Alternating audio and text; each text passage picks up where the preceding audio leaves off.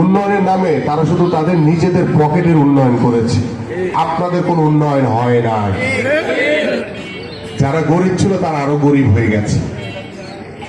কিন্তু বিএনপি এই ভারসাম্যটা রক্ষা করতে চায়। ধনী গরিবের যে ভারসাম্য, সেটা আমরা রক্ষা করতে চাই। কারণ আমরা চাই যে সুষম বন্টনের মাধ্যমে বাংলাদেশের প্রত্যেকটি মানুষ যাতে ভালো থাকে, প্রত্যেকটি মানুষ যাতে তার স্বাভাবিক যে মৌলিক অধিকার রয়েছে সেটা যাতে আমরা নিশ্চিত করতে পারি। বিএনপি সেই রাজনীতি করে। আমাদের মৌলিক চাহিদাগুলোর ভিতরে অন্যতম হচ্ছে খাদ্য, বস্ত্র, চিকিৎসা, বাসস্থান।